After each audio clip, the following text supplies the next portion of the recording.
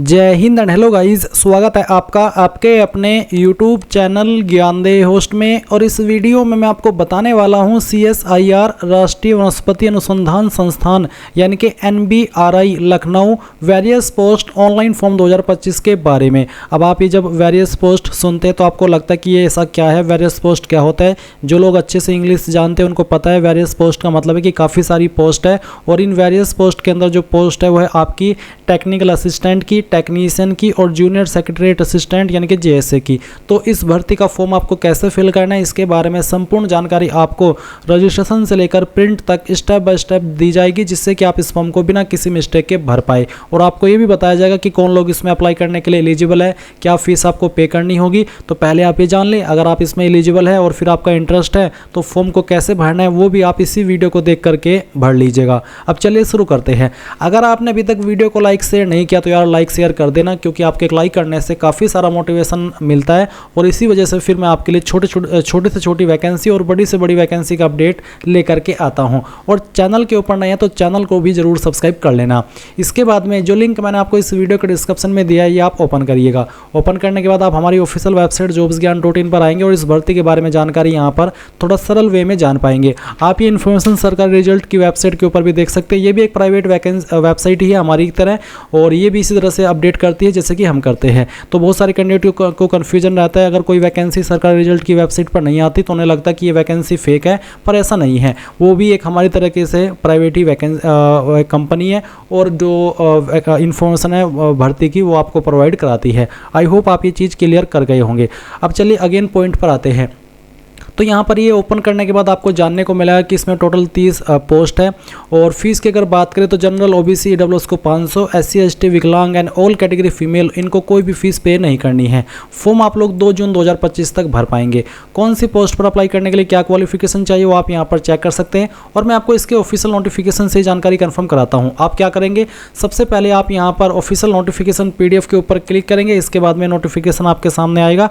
यहाँ पर आप जानकारी हिंदी के अंदर देख सकते हैं, जहाँ पर आपको फॉर्म फिल करने की स्टार्टिंग डेट, लास्ट डेट यहाँ पर दी गई है। फिर आप यहाँ पर कैटेगरी वाइज वैकेंसी और किस पोस्ट पर क्या सैलरी मिलेगी वो भी आपको देखने को मिलेगा। टेक्निकल असिस्टेंट की पोस्ट पर आपको 35,400 रुपये से लेकर के 1,12,400 रुपये, टेक्नीशियन की पोस्ट पर 19,900 रुपये से लेकर के 63,200, और JSA की पोस्ट पर 19,900 से लेकर के 63,200 आपको सैलरी दी जाएगी। फिर थोड़ा सा आप नीचे आएंगे तो आपको जानने को मिलेगा कि कौन सी पोस्ट पर क्या क्वालिफिकेशन चाहिए। जो आपकी टेक्निकल असिस्टेंट की पोस्ट है इस पर अप्लाई करने के लिए आपसे बैचलर डिग्री मांगी है। आपको यहाँ पर बोला है BSc विद इन्वायरमेंटल साइंस, या फिर आपके पास BSc with environmental science with minimum 60% marks and 1 year experience in the relevant area, ये आपके पास होना चाहिए। फिर यहाँ पर जो आपका अगला टेक्निकल असिस्टेंट का पोस्ट मोलिक्यूलर बायोलॉजी के अंदर है, यानी कि इस डिसिप्लिन में है, उसके आप देख सकते हैं प्लांट ब्रीडिंग में देख सकते हैं। बेसिकली जो आपकी पोस्ट है वो अलग अलग डिसिप्लिन के अंदर निकली है, और उन्हीं डिसिप्लिन के अकॉर्डिंग आपको यहाँ पर क्वालिफिकेशन की जानकारी बताई गई है। अगर मेनली हम बात करें क्वालिफिकेशन की, तो अगर आप टेक्नीशियन की पोस्ट पर अप्लाई करेंगे तो आपके पास 10वीं जो कि आपने 55% के साथ में पास की हो, और आपके पास ITI सर्टिफिकेट हो। ये नहीं है तो आपके पास 12वीं हो जो कि आपने साइंस सब्जेक्ट से की हो, और 55% कम से कम हो, और आपके पास 2 ईयर का फुल टाइम एक्सपीरियंस हो एज एन अप्रेंटिस ट्रेनी। ये नहीं है तो तीसरा विकल्प है कि आपके पास 10वीं हो जो कि आपने साइंस सब्जेक्ट से की हो 55% के साथ में, एंड आपके पास 3 ईयर का एक्सपीरियंस हो रिलेटेड ट्रेड या ब्रांच में। और अगर आप JSA की पोस्ट पर अप्लाई करेंगे तो आपसे 12वीं पास की योग्यता मांगी, और आपको कंप्यूटर टाइपिंग आनी चाहिए। सेम इन्फॉर्मेशन आप यहाँ पर इस नोटिफिकेशन से इंग्लिश और हिंदी दोनों लैंग्वेज के अंदर चेक कर सकते हैं। अब गाइज ये सभी इन्फॉर्मेशन चेक करने के बाद अगर आप इसमें एलिजिबल है और आपका इंटरेस्ट है अप्लाई करने का, तो आप कैसे अप्लाई करेंगे वो आप यहाँ पर जान लीजिए। आप यहाँ पर इंपॉर्टेंट लिंक के सेक्शन में आएंगे और अप्लाई ऑनलाइन लिंक ओपन करेंगे। इसके बाद गाइज आपके सामने कुछ ऐसा इंटरफेस आएगा जैसे कि आप वीडियो में देख सकते हैं। यहाँ पर आ जाने के बाद में आपको candidates has to register online, आपको इसके ऊपर क्लिक करना है रजिस्टर ऑनलाइन पर। अब इसके ऊपर क्लिक करने के बाद आपके सामने इंस्ट्रक्शंस आएंगे, आपको यहाँ पर आई एग्री इसके ऊपर क्लिक करना है। अब यहाँ पर एडवर्टाइजमेंट नंबर में आपको 01/2025 सेलेक्ट कर लेना है। फिर आप यहाँ पर नेम में मिस्टर, मिसिज, डॉक्टर, इंजीनियर जो भी आपका स्टेटस है, टाइटल है वो आप सिलेक्ट कर लेंगे। उसके बाद जो आप यहाँ पर नाम डालेंगे ये नाम आपको 10th के सर्टिफिकेट के अकॉर्डिंग फिल करना है। फिर जो भी आपकी डेट ऑफ बर्थ है वो आप यहाँ पर कैलेंडर के ऊपर क्लिक करके सिलेक्ट कर लीजिए, पहले डेट फिर मंथ, और उसके बाद में जो भी आपका ईयर है वो आपको यहाँ पर सेलेक्ट करना होगा। उसके बाद में आपको जेंडर बताना है आपका कौन सा है, मेल फीमेल या थर्ड जेंडर, तो जो भी है वो आप सेलेक्ट कर लीजिएगा। कास्ट कैटेगरी आपकी क्या है, general, OBC, WS, SC, ST. वैसे तो मैं ओबीसी में आता हूँ बट मैं इस फॉर्म को डेमो के लिए भर रहा हूँ तो मैं यहाँ पर एसटी सेलेक्ट कर लेता हूँ ताकि मुझे कोई फीस पे ना करनी पड़े और मैं आपको फॉर्म का पूरा प्रोसेस बता पाऊँ। इसके बाद अगर आप फिजिकली डिसेबल्ड है यानी कि विकलांग है तो आप यस करेंगे इस ऑप्शन में, नहीं तो आपको नो करना है। फिर यहाँ पर पूछे इज CSIR एम्प्लॉय, क्या आप एक CSIR के एम्प्लॉय है किसी भी शाखा के, अगर हाँ तो यस, नहीं तो आपको नो करना है। फिर आप आपका मोबाइल नंबर डालेंगे। इसके बाद आपको आपकी माता जी का नाम एंटर करना है। फिर अप्लाइंग फ्रॉम अब्रॉड, क्या आप विदेश से अप्लाई कर रहे हैं, अगर हाँ तो यस, नहीं तो आपको नो करना है। आर यू एक्स सर्विसमैन, अगर आप एक्स सर्विसमैन है तो आप यस करेंगे, नहीं तो आपको नो करना है। CSIR आइडेंटिफाइड कैजुअल वर्कर, क्या आप CSIR के एक आइडेंटिफाइड कैजुअल वर्कर है, अगर है तो यस, अगर आप बिल्कुल फ्रेशर है CSIR में आपने कभी काम नहीं किया तो आप यहाँ पर नो कर दीजिए। फिर आप आपकी ईमेल आईडी यहाँ पर डालेंगे और उसको दोबारा डाल करके वेरीफाई कर देंगे। फिर एक कैप्चा कोड डालेंगे और उसके बाद जो भी जानकारी आपने यहाँ पर भरी है वो अच्छे से चेक कर लेना, क्योंकि बाद में एडिट का मौका नहीं मिलेगा।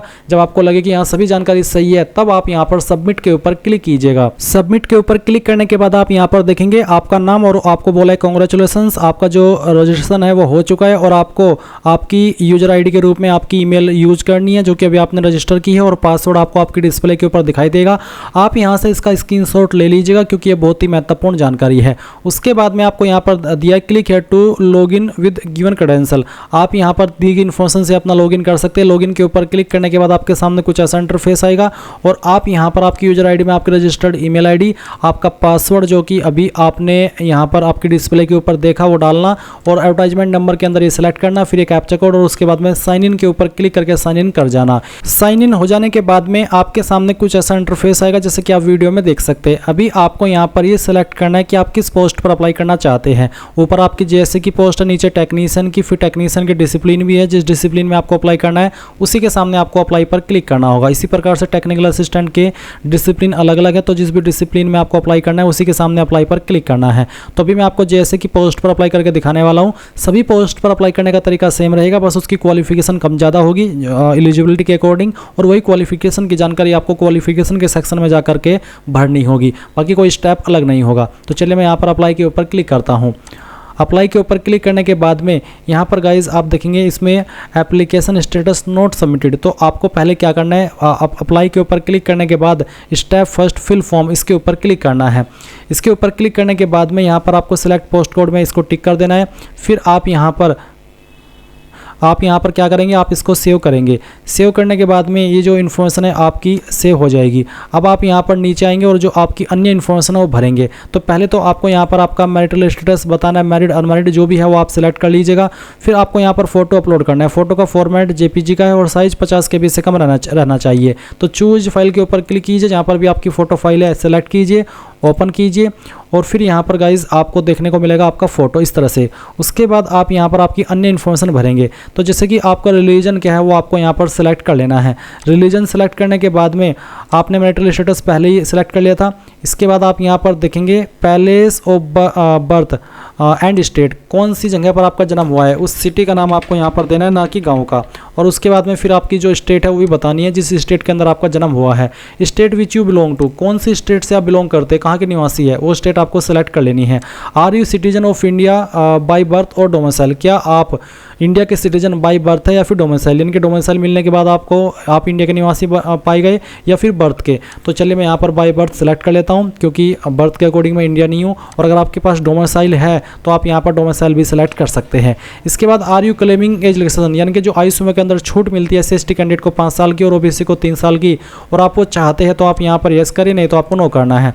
अगर आप SC ST OBC है और आप ओवर एज नहीं हुए हैं तो आप यहाँ पर नो कर सकते हैं। उसके बाद में यहाँ पर पूछे have you any relation with employ working with CSIR और इट्स, जो आपकी इनकी इंस्टीट्यूट है CSIR से जुड़ी हुई कंपनी। बेसिकली आपसे पूछा कि कोई ऐसा एम्प्लॉय जो कि CSIR के अंदर काम करता हो तो आप क्या उससे कोई रिलेशन है आपका, अगर है आपका उस एम्प्लॉय से रिलेशन जो CSIR के अंदर काम करता हो या फिर CSIR से जुड़ी हुई कंपनी में, तो आप यहाँ पर यस करेंगे, नहीं तो आपको नो करना है। फिर नीचे आप आएंगे और देखेंगे एड्रेस फॉर कम्युनिकेशन, यानी कि प्रेजेंट एड्रेस। तो जो भी प्रेजेंट एड्रेस है वो आप यहाँ पर इस वाले सेक्शन में भरेंगे और उसके बाद में जो आपकी सिटी है वो सिटी आपको यहाँ पर भर देनी है। सिटी के अलावा अन्य जो एड्रेस है आपका वो आप इस बॉक्स में भर देंगे। फिर आपको आपकी स्टेट सेलेक्ट करनी है और उसके बाद में जो भी आपका पिन कोड है वो आपको यहाँ पर डाल देना है। अब अगर आपका प्रेजेंट एड्रेस और परमानेंट एड्रेस सेम है तो आप इस बॉक्स को टिक कर दीजिएगा, अगर अलग अलग है तो अनटिक करके अलग से परमानेंट एड्रेस भर दीजिएगा। अब यहाँ पर आप देखेंगे नीचे फादर हस्बैंड नेम, तो अगर आपकी शादी हो चुकी है तो पति का नाम देना, नहीं तो आप आपके पिता का नाम यहाँ पर भरेंगे। फिर फादर हस्बैंड ऑक्यूपेशन, शादी हो चुकी है तो आपके पति क्या करते हैं उनका आपको बताना है, और अगर आप फादर का नाम दिए हो तो आपको बताना है कि फादर आपके क्या करते हैं, वो कुछ भी जो भी करते हैं उनके आपको बिजनेस के बारे में यहाँ पर लिख देना है। अगर सेल्फ एम्प्लॉयमेंट है तो आप सेल्फ एम्प्लॉयमेंट लिख सकते हैं। तो जो भी आपका स्टेटस है वो आप भर दीजिएगा, उसके बाद में सेव इन्फॉर्मेशन के ऊपर क्लिक कीजिएगा। ये इन्फॉर्मेशन जैसे ही आप सेव कर देंगे तो आप एजुकेशन के सेक्शन में आएंगे तो आपको यहाँ पर सबसे पहले 10वीं की इन्फॉर्मेशन देनी है, तो 10th स्टैंडर्ड सेलेक्ट कर लीजिएगा। फिर जो 10वीं के अंदर आपके पास सब्जेक्ट थे एक एक करके यहाँ पर सभी सब्जेक्ट के नाम आपको एंटर करने हैं। मैं यहाँ पर डेमो के लिए आपको 3 सब्जेक्ट के नाम एंटर करके दिखाऊंगा। आप आपके 10वीं के अंदर जो भी सब्जेक्ट थे चाहे 5 चाहे 6 वो यहाँ पर लिख दीजिएगा। फिर किस बोर्ड के द्वारा आपने आपकी 10वीं किया उस बोर्ड का नाम यहाँ पर लिखिएगा। किस साल के अंदर आपने आपकी 10वीं पास कर ली थी वो साल सेलेक्ट यहाँ पर डाल दीजिएगा। परसेंटेज ऑफ मार्क्स, किसके अंदर आपके नंबर थे वो आपको यहाँ पर बताना है, परसेंटेज ऑफ मार्क्स या फिर CGPA। तो बेसिकली आपको बताना कि आपकी कितनी परसेंटेज थी, अगर परसेंटेज में दे रहे हो तो परसेंटेज, और अगर आपके नंबर CGPA में थे तो आप CGPA भी यहाँ पर लिख सकते हैं। क्लास आपकी क्या आती है, डिस्टिंक्शन फर्स्ट सेकंड थर्ड, जिनके 90+ परसेंटेज होते हैं वो डिस्टिंक्शन में आते हैं, और जिनके 60+ परसेंटेज वो फर्स्ट, और जिनके 45 से लेकर के 59 के बीच में होते हैं वो सेकंड, और जिनके 33 से लेकर के 45 के बीच में परसेंटेज रहते हैं वो पास डिवीजन या थर्ड डिवीजन में आते हैं। तो चलिए यहाँ पर आपको जैसे मैंने बताया उसके अकॉर्डिंग स्टेटस सेलेक्ट कर लेना है और फिर सेव एंड ऐड मोर के ऊपर क्लिक करना है। ये करने के बाद आपकी 10वीं की इन्फॉर्मेशन यहाँ पर ऐड होगी। अब आप यहाँ पर 12th स्टैंडर्ड सेलेक्ट कर लेंगे, उसके बाद में आपको सब्जेक्ट लिखने हैं 12वीं के जो भी आपके पास थे। उसके बाद में आपको यहाँ पर बताना है कि किस बोर्ड के द्वारा आपने आपकी 12वीं पास की है, किस साल के अंदर पास की है, वो साल आप यहाँ पर डाल देंगे। परसेंटेज आपकी क्या आती है यहाँ पर डालेंगे और अपनी क्लास भी सिलेक्ट करके सेव एंड ऐड मोर के ऊपर क्लिक करेंगे। अब गाइज क्योंकि मैं जैसे कि पोस्ट पर अप्लाई कर रहा हूँ तो इस पर अप्लाई करने के लिए 12वीं पास ही कंपलसरी रूप में मांगी है, पर अगर आप टेक्निकल असिस्टेंट या टेक्नीशियन की पोस्ट पर अप्लाई कर रहे हो तो उस पर आपसे डिग्री की योग्यता मांगी है, डिप्लोमा की। तो अगर आपके पास अन्य क्वालिफिकेशन है या फिर आपके पास वैसे भी अन्य क्वालिफिकेशन है तो आप वो क्वालिफिकेशन सेलेक्ट करके सब्जेक्ट के अंदर सब्जेक्ट या फिर डिसिप्लिन डालेंगे, यूनिवर्सिटी का नाम डालेंगे या इंस्टीट्यूट का नाम डालेंगे, उसके बाद में ईयर ऑफ पासिंग और आपकी परसेंटेज और आपकी क्लास, इस तरह से आप उसको डाल करके यहाँ पर भर देंगे। अगर आपने सिर्फ 12वीं की है तो आप यहाँ पर 2 क्वालिफिकेशन डाल दिया आपने 10वीं और 12वीं की। उसके बाद आप यहाँ पर नीचे की तरफ आएंगे और देखेंगे डिजायरेबल एंड एडिशनल क्वालिफिकेशन। अगर आपके पास जो क्वालिफिकेशन यहाँ पर इन विकल्प में दी गई इनके अलावा भी कोई अन्य क्वालिफिकेशन है तो आप यहाँ पर उस क्वालिफिकेशन का नाम देकर के स्पेशलाइजेशन बताएंगे, यूनिवर्सिटी बोर्ड बताएंगे, ईयर ऑफ पासिंग, मार्क्स और रिमार्क्स यानी कि आपका फर्स्ट डिवीजन था या फिर क्या था, और उसके बाद आप सेव एंड मोड कर देंगे। नहीं है तो ये कोई अन्य क्वालिफिकेशन तो आप नीचे आएंगे और गो टू नेक्स्ट पेज इसके ऊपर क्लिक करेंगे। अब आपके सामने यहाँ पर एक्सपीरियंस का सेक्शन आएगा। अब अगर आप ऐसी पोस्ट पर अप्लाई करें जिस पर एक्सपीरियंस मांगा है तो आपको यहाँ पर आर यू एम्प्लॉयड में यस करके यहाँ पर एक्सपीरियंस की जानकारी देनी होगी, जहाँ पर आपको डेट ऑफ ज्वाइनिंग बतानी कि आपने किस डेट में ज्वाइन किया था, फिर पोस्ट एंड ऑर्गेनाइजेशन, किस पोस्ट पर काम करते थे और किस ऑर्गेनाइजेशन के अंदर वो आपको लिखना है। एम्प्लॉयमेंट टाइप क्या था, गवर्नमेंट, प्राइवेट, ऑटोनोमस बॉडी या फिर PSU। उसके बाद नेचर ऑफ एम्प्लॉयमेंट, रेगुलर थे या फिर टेम्प्रेरी, पे स्केल यानी कि सैलरी क्या मिलती थी वो बताना। नेचर ऑफ वर्क, किस तरह का आप काम करते थे वो आप बताइएगा। Whether applied through proper channel, क्या आपने प्रॉपर चैनल के थ्रू अप्लाई किया था, अगर हाँ तो यस, नहीं तो आपको नो करना है। प्रॉपर यानी कि जो एक सही तरीका होता है उसके अकॉर्डिंग। अगर आप यहाँ पर इसमें एक्सपीरियंस नहीं रखते हैं तो आप यहाँ पर नो कर देंगे और उसके बाद में सेव करंट एम्प्लॉयमेंट डिटेल्स इसके ऊपर क्लिक करेंगे। फिर आप यहाँ पर नीचे आएंगे और देखेंगे प्रीवियस एम्प्लॉयमेंट डिटेल्स, यानी कि अगर आप पहले इसमें कहीं जॉब करते थे, आपके पास कोई प्रीवियस एक्सपीरियंस है तो आप name of employer and address यानी कि कंपनी का नाम और एड्रेस देंगे, position, date of joining, last salary आपको किस डेट में ड्रॉ हुई थी वो डेट, पे लेवल, नेचर ऑफ वर्क और एडिशनल इन्फॉर्मेशन कोई देना चाहे तो दे सकते हैं। नहीं तो आप यहाँ पर नीचे आएंगे और गो टू नेक्स्ट पेज के ऊपर क्लिक करेंगे। अब आपके सामने आती है लैंग्वेज। तो यहाँ पर गाइज आपको लैंग्वेज लिखनी है कि मुझे लैंग्वेज आती है, मुझे हिंदी आती है, मैं यहाँ पर मुझे पढ़नी आती है, लिखनी आती है और बोलनी आती है। तो मैंने तीनों के ऊपर टिक किया, सेव एंड मोड पर क्लिक किया। उसके बाद में यहाँ पर आपको सेकंड लैंग्वेज जो भी आपको आती है उसका स्टेटस भी आपको सेम वे में इस तरह से टिक करके बताना है। अगर आपको बोलनी नहीं आती तो आप इसको अनटिक कर सकते हैं स्पीक वाले सेक्शन को। उसके बाद आप ऐड कर देंगे। अब अगर आपको कोई तीसरी लैंग्वेज भी आती है तो तीसरी लैंग्वेज भी आप यहाँ पर इस तरह से लिख दीजिएगा जैसे कि मैं आपको यहाँ पर बता रहा हूँ, और फिर ऐड के ऊपर क्लिक कर दीजिएगा। कोई और भी लैंग्वेज आपको आती है जैसे कि कन्नड़, तमिल, तेलुगु, भोजपुरी, मराठी जो भी लैंग्वेज है ओडिया वो आप यहाँ पर लिख करके बता सकते हैं, नहीं तो आप नीचे की तरफ आएंगे और आपको पूछे मीडियम ऑफ प्रोफिशिएंसी टेस्ट, जैसे कि पोस्ट पर एक प्रोफिशिएंसी टेस्ट होगा तो आप किस लैंग्वेज में देना चाहते हैं, इंग्लिश या हिंदी, वो आप यहाँ पर सेलेक्ट कर लीजिएगा। उसके बाद में इसेंशियल टाइपिंग रिलेटेड इनपुट्स, तो नॉलेज ऑफ कंप्यूटर ऑपरेशन, तो आपको कंप्यूटर में क्या क्या आता है वो आप यहाँ पर भर दीजिएगा। तो जो भी चीज़ें आपको आती है वो आप यहाँ पर इस तरह से लिख दीजिएगा, जैसे कि मैं आपको यहाँ पर डेमो के लिए फिल करके दिखा रहा हूँ। इसके बाद speed of typing in English Hindi, आपकी स्पीड ऑफ टाइपिंग कितनी है वर्ड पर मिनट इंग्लिश या फिर हिंदी के अंदर, जो लैंग्वेज आपने ऊपर सेलेक्ट की है उसी की फिर आपको यहाँ पर बतानी होगी। उसके बाद आप यहाँ पर सेव के ऊपर क्लिक कर देंगे, ये इन्फॉर्मेशन आपकी सेव हो जाएगी और फिर आप यहाँ पर नीचे की तरफ सेव करने के बाद में गो टू नेक्स्ट पेज पर क्लिक करेंगे। अब आती है एसेंशियल क्वालिफिकेशन, तो एसेंशियल क्वालिफिकेशन यहाँ पर इसमें 10+2 और इट्स इक्विवेलेंट है, तो मैं यहाँ पर चलिए इसमें यस कर देता हूँ क्योंकि यही इसमें ज़रूरी रूप से मांगी है। साथ ही बोला if yes then upload supporting document like certificate, degree या फिर मार्कशीट, तो इसमें 12वीं मांगी है, जैसे कि पोस्ट पर मैं चूज फाइल के ऊपर क्लिक करता हूँ, जो 12वीं का सर्टिफिकेट है वो आपको यहाँ पर अपलोड करना है। तो आप यहाँ पर इस तरह से इसको सेलेक्ट करेंगे, ओपन कर देंगे, आपकी फाइल नेम यहाँ पर आ जाएगी। फिर प्रोफिशिएंसी इन कंप्यूटर टाइप स्पीड, जो भी पोस्ट पर आप अप्लाई कर रहे हैं उस पोस्ट पर अप्लाई करने के लिए जो जरूरी चीज़ें हैं वही आपको यहाँ पर इस सेक्शन के अंदर देखने को मिलेगी। तो मैं इसमें भी यस करता हूँ और आपके पास जो कंप्यूटर टाइप्स का जो सर्टिफिकेट है या फिर जो भी डॉक्यूमेंट है आपका कंप्यूटर से रिलेटेड, आपको बोले डॉक्यूमेंट अपलोड इज ऑप्शनल, ये डॉक्यूमेंट अपलोड करना ऑप्शनल है। आप अपलोड अगर आपके पास है तो कर दीजिए, नहीं है तो आप इसको खाली छोड़ सकते हैं। फिर आप upload document and save details के ऊपर क्लिक करेंगे। इसके बाद में गाइज आपको यहाँ पर मेरे सामने एक आ रहा है कि selected file is not PDF, यानी कि आपको जो इसमें सर्टिफिकेट अपलोड करना है आपका या मार्कशीट वो पीडीएफ के फॉर्मेट में करना है।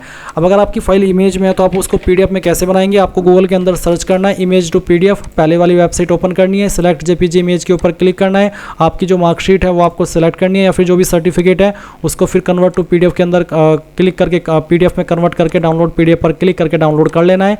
एंड देन फिर वो फाइल आपको यहाँ पर सेलेक्ट कर लेनी है जो फाइल अभी आपने कन्वर्ट की है, और उसके बाद में यहाँ पर आप upload document and save details के ऊपर क्लिक करके इसको सेव कर देंगे। आप यहाँ पर प्रीव्यू डॉक्यूमेंट के ऊपर क्लिक करके देख भी सकते हैं कि सही फाइल अपलोड हुई है या फिर नहीं। अब आप नेक्स्ट के ऊपर क्लिक करिएगा। उसके बाद आपके सामने आएगा इनक्लोजर्स, तो यहाँ पर सवाल है कि are you under any bond contractual obligation to serve central state government PSU autonomous और एनी बॉडी ऑर्गेनाइजेशन, अगर आप किसी बॉन्ड में हैं तो यस करिए, अगर आप बिल्कुल फ्री है आपको के ऊपर कोई किसी का बॉन्ड नहीं है तो आप नो कर दीजिए। फिर क्या आप कभी किसी इंस्टीट्यूट, ऑफिस या फिर पब्लिक सर्विस कमीशन के द्वारा डिबेट किए गए हो, ब्लैक लिस्ट किए गए हो, अगर हाँ तो यस, नहीं तो नो करना है।